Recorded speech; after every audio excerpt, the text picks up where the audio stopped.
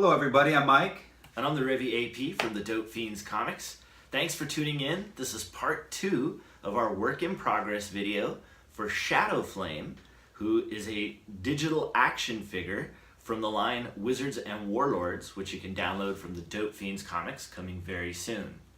In our last video, part 1, we showed you guys how we took the concept of Shadow Flame as an idea of part of our story.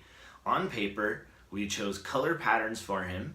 We translated that into actual material, and then we took the material and made his under armor, and we made a polymer clay armor on top of that. And that helped us to take a concept all the way into a physical stop motion puppet. To achieve our desired animations, we wrote a list down of all the possible actions we wanted for Shadow Flame. Then we set up a light box to take our photos. We did this so our photos can have even diffused lighting, making for some great shots. Moving our puppet frame by frame and taking pictures gave us a look that we wanted for our puppet's movements. This process was called stop motion photography. It was a lot of fun bringing Shadow Flame to life, but the next step was to clean it up in Photoshop. Because the Wizards and Warlords line of digital action figures is a tier 2 line of digital action figures, they're different than the normal puppets that we offer for download. Normally, our puppets operate on the behavior of draggable systems where you can take a handle like their wrist and move their entire arm around. But because these are actual stop motion puppets that we rigged to do stop motion photography, they're going to operate more primarily with the behavior of cycle layer animations.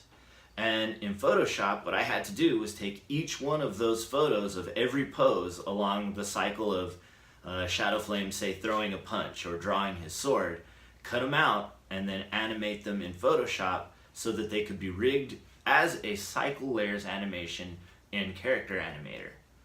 Now, in Character Animator, I don't know if I created this behavior, but I like to think of it as a nested swap set behavior in which the last layer of the cycle layer animation is set to hold on layer, and that last layer is actually an entire group that can operate as a swap set.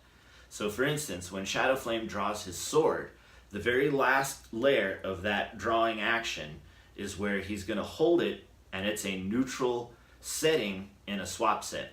And from here, where it's holding on that neutral setting, you can choose for him to chop with his sword, you can choose for him to slash, or you can choose for him to stab. And then of course, when you're done with all of those options and you want him to put his sword away, he'll complete the reverse cycle of that cycle layer animation. It's an interesting concept, and I look forward to using it more extensively as we develop the other characters in this line.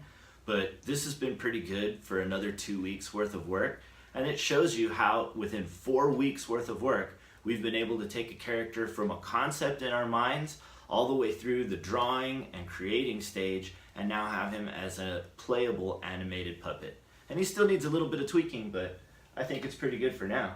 Yeah, so stay tuned for next week so we can show you the next step of our process. We're going to take it into After Effects so we can generate some special effects such as the smoke or the fire or whatever magic that Shadow Flame's going to have. So it's going to be a really cool episode, so stay tuned, and thank you for visiting us again. We'll see you next time. Thanks for watching.